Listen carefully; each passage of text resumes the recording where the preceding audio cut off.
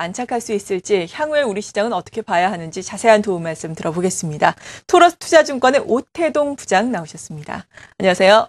안녕하세요. 네, 다행스럽게도 그래도 미국에서 재정절벽 협상안이 상원과 하원을 각각 통과를 하면서 시작은 참 좋았습니다. 네. 하지만 그 시작 이후에 시장은 계속해서 특히나 거래소 시장은 조정을 받고 있는 양상이거든요. 그렇죠. 먼저 지금의 상황을 어떻게 보십니까? 연말하고 연초에 미국에서 다행히도 재정 절벽은 막았는데 반쪽짜리 이제 타결이었죠. 그래서 시장에서는 안도감 자체를 매우 짧게 반영한 상황들이고요. 타결이 되자마자 나오는 얘기가 이것은 이제 세수에 관한 문제만 해결을 했던 거고 정부의 지출 문제들은 일단 2달을 유예시켜 놨기 때문에 2월달 말까지는 또다시 합의를 해야 되는 상황이고요. 이런 상황에서 미국 정부 같은 경우에 1년에 한 3조 6천억 달러를 씁니다. 네. 근데 그 중에서 2조 4천억 달러를 세금을 걷어서 쓰고요. 나머지 한 1조 달러 이상들을 이제 정부가 국채를 발행해서 쓰는데 이 국채를 발행할 수 있는 한도가 닫혔다는 얘기죠. 그래서 이것을 2월 말까지는 적어도 합의를 해서 한도를 상향 조정해야 되는데 공화당이 단단히 벼르고 있죠.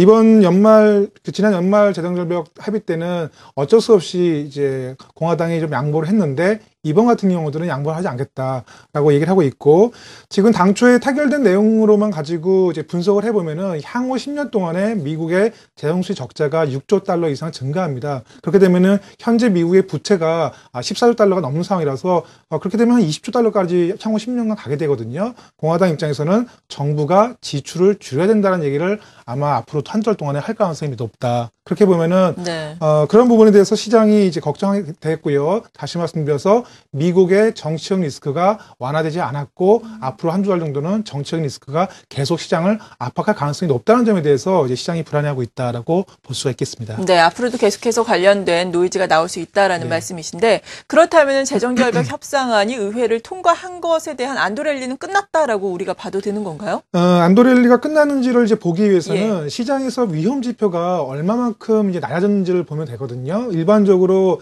증시에서 특히 정치적인 리스크가 불거질 때는 위험 지표가 가파르게 올라간 다음에 그 문제가 해결되면은 위험 지표가 완화되는 그런 신호들이 반복되면서 안도랠리를 보이는데 참 의아스러운 것 중에 하나가 지난해 12월부터 이미 위험 지표 자체가 그렇게 높지가 않았다는 겁니다.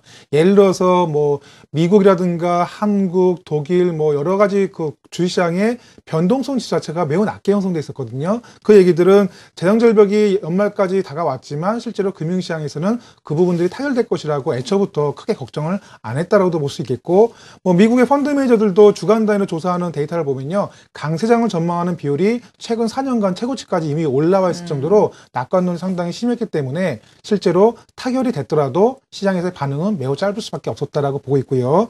제가 걱정하는 부분도 이런 부분들입니다. 지나치게 낙관론이 높다는 점들을 좀 걱정스럽게 보고 있고요. 오히려 시장이 조금 차분하게 좀 걱정할 만한 부분들은 걱정해서 주식시장에 반영하는 과정이 좀 필요했지 않았는가라는 생각을 하고 있어서 2000포인트 안착 자체가 제가 보기에는 앞으로 한두 달 내는 좀 다소 좀 힘겨워 보인다라고 말씀을 좀 드리고 싶습니다. 네. 그리고 업종별로 조금 더 자세하게 짚어보자면 소재 산업재에 대해서 굉장히 의견이 좀 엇갈리고 있거든요. 네. 그동안 많이 부진했다가 저점 대비해서 많이 지금 올라온 상황인데 실적 같은 경우에는 뒤따라주지 못하면서 추가 상승이 과연 가능하겠느냐, 가능하지 않겠느냐 많은 그렇죠. 의견이 있는데 어떻게 네. 보십니까?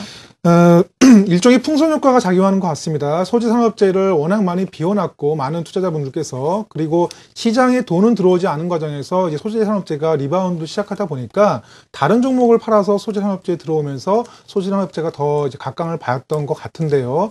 기본적으로 실적에 대한 믿음이 없기 때문에 소재 산업재 같은 경우들은 가격 메리트로 접근하시는 게 좋을 것 같고요. 가격 메리트를 보는 대표적인 지표는 제가 보기에는 PBR 지표인 것 같습니다. 그래서 전체적으로 그 소재 산업재 PBR이 시장 대비 크게 낮았던 상황들이고 그렇기 때문에 아직까지 이제 리바운드 했음에도 불구하고 아직까지는 여전히 낮은 상황들이거든요. 예를 들어서 철강 업종의 PBR이 0.75배밖에 아직 안 되는 상황이라서 가격 메리트는 여전히 남아 있다라고 이제 볼 수 있는데 문제는 이런 소재 산업재가 실적을 수반하지 않기 때문에 이미 그 한 달 전에 투자했던 투자자분 같은 경우는 언제 이거를 팔지를 좀 고민하실 수가 있는 상황들이거든요. 네. 그래서 제 생각에는 다분히 심리적인 측면과 심리 게임이 지금 나타날 가능성이 높다고 보고 있고요. 그렇게 보면은 소재 산업재의 주도주가 꺾일 때 이런 종목군들이 전반적인 시장 흐름들이 같이 꺾일 가능성이 있지 않겠나라고 보고 있어서 저 같은 경우들은 이제 포스코 주가를 보고 있는데요. 예. 만약에 포스코가 기술적으로 뭐 5일 평선이라든가 10일 이동 평선에서 지지가 되는 흐름들이 보인다고 하면은 소재 산업재 전반적인 매개가 사라지지 않았다라고 이제 볼 수 있겠고요. 반면에 포스코가 이제 추세에서 벗어나는 흐름들이 나타나게 되면은 전반적으로 상승이 한 1달러 됐다라고도 볼 수가 있는데 아직까지는 기술적인 흐름들이 양호한 모습을 보이고 있기 때문에 전반적으로 지금은 소재 산업재에 대해서 저가 매수에 가담하셔도 괜찮지 않겠나라고 생각을 하고 있습니다. 네, 기준점으로 또 포스코를 참고를 하고 계신다고 하니까 네. 주가의 동향 잘 짚어봐야 되겠습니다. 그리고 또 중요한 것이 자동차주입니다. 자동차주 원화 강세, 엔화 약세에 대한 우려로 많이 하락을 했다가 최근 요 며칠간은 그래도 너무 많이 하락을 해서인지 좀 바닥을 찍고 올라오고 있는 그렇죠. 양상이거든요. 네. 앞으로는 어떻겠습니까? 개인적으로는 현대차가 이제 22만 원을 돌파하기가 조금 버거워 보인다는 생각을 갖고 있습니다. 리바운드를 하고 있지만 그 이유 중에 하나가 결국은 원엔 환율이 관건인 것 같은데 특히 엔화 약세가 제가 보기에는 좀 상당히 오랜 동안 지속될 가능성이 높지 않겠냐라고 생각을 하고 있습니다.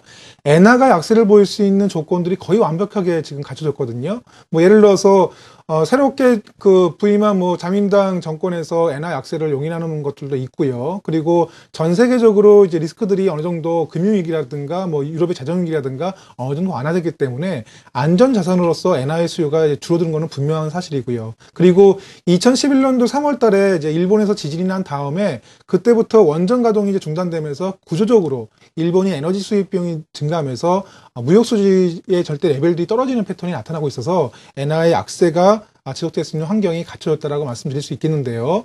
참고적으로 2007년도에 엔화는 125엔이었습니다. 125엔을 고점으로 75엔까지 떨어졌었고요. 일반적으로 이런 이제 외환시장이라든가 금리시장 같은 경우들은 단일 가격 지표이기 때문에 테크니컬이 상당히적으로 잘 맞거든요. 저점 대비 절반만, 하락폭의 절반만 회복되도록 사실 100엔까지 올라갈 수도 있습니다. 그 정도는 좀 다소 이제 무리한 좀 높은 수치인 것 같은데 제 생각에는 느리지만 엔화는 90엔 정도를 터치하고 더 올라갈 가능성이 있기 때문에 전반적으로 우리나라 자동차 주식들 예전보다는 엔화에 대한 경쟁력이 민감도가 많이 줄어들었다고 하는데요. 얼마만큼 기업들이 이익을 내는지를 좀 볼 수 있는 시간이 필요하다는 점에서 상반기에는 자동차 주식이 시장 대비 아웃퍼폼하기에는 조금 버거워 보이지 않겠나 그렇게 생각을 하고 있습니다. 네, 지금의 시장 진단에서부터 업종별로 진단까지 자세하게 들어봤습니다. 토러스 투자증권의 오태동 부장이었습니다. 고맙습니다.